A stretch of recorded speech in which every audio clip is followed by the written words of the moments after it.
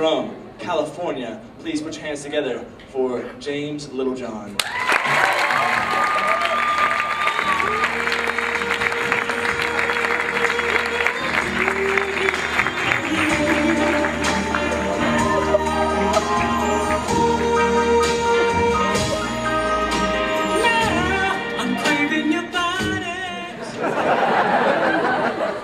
I saw this ad for Alzheimer medication. Warned you shouldn't operate heavy machinery on those meds. If you have Alzheimer's, you probably shouldn't be working construction anyway.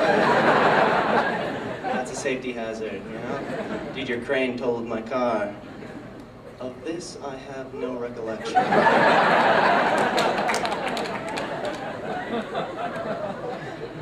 You can't operate heavy machinery taking most antidepressants either. And that's backwards. Because if you have access to heavy machinery, you don't need pills. Because nothing treats depression like being in the big yellow metal with the tires and that claw thing and bulldozing your ex's apartment.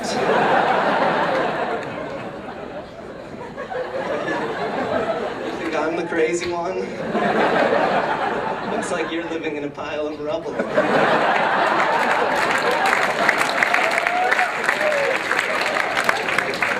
So I saw this guy, he had acne and he was balding. That's when I realized life isn't fair. Because it's one thing to battle the ailments of adolescence, but when you're taking on old age too,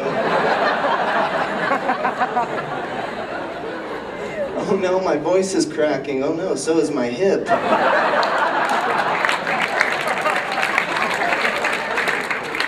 I'm growing hair in the strangest... Oh, never mind, it fell out. So coming up here, we got some visual enhancers, so I'm just gonna take a seat, don't mind. If I had to choose between losing my hand or my foot, I'd rather lose my hand. Because you lose a foot, you get a nub.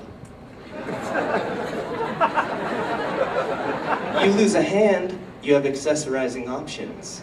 I mean, there's the traditional hook, there's the fake hand. But you can get creative. Put a spatula on there, paint roller, snowball launcher. How about a paddle ball? I think I'd go with jewelry, like a snow globe. It's like an ongoing episode of Pimp My Stub.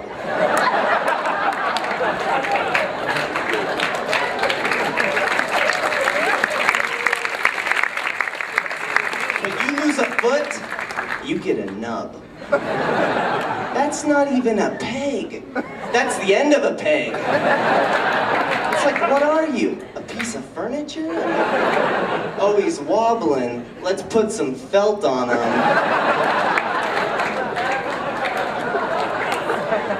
Who are you going to invite to your dinner party? The guy who might scratch the hardwood floors? Or the guy with a limb that can slice pizza?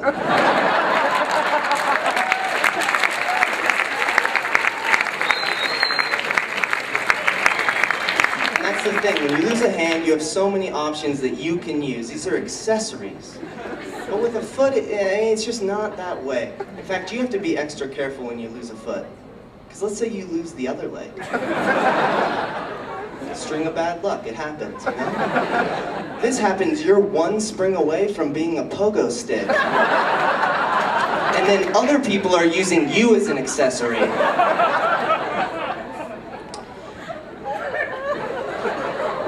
So I think the monocle was invented by a guy with no nose or ears. And his glasses kept sliding down his head.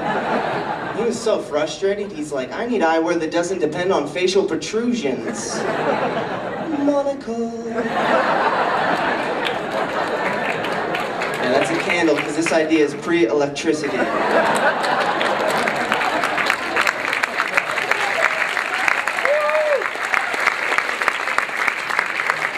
But whoever first marketed the monocle, that guy was a genius, you know? because naturally he probably, would have gone to poor people and been like, hey, you can't afford full eyewear, get half glasses.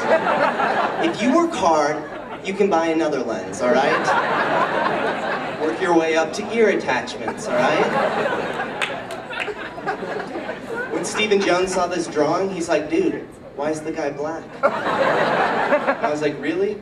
Most people's first impression is, why are his legs on fire?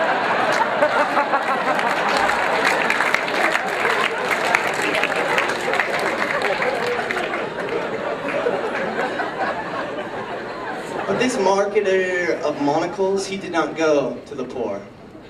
He did not even go to people on fire. He went to rich people because he made the monocle classy. And that's tough.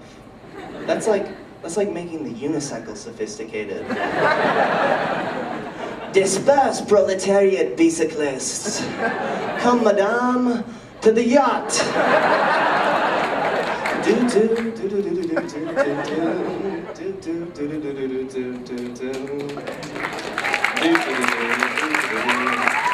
So I've been learning about evolution, and that teaches that to get the food, like at the top of the trees, giraffes develop these long necks. That's awesome. I wanted to try that with my dog. So I kept his food pretty high. Thought, hey, a couple weeks I'm gonna have a giraffe schnauzer. I can rent him for birthday parties. It's gonna be a good idea. But that theory of evolution isn't true. Because my schnauzer doesn't look like a giraffe. It looks more like a dead schnauzer.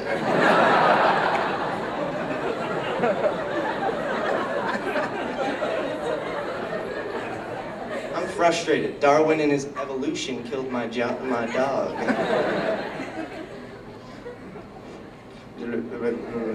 But that theory of evolution isn't true.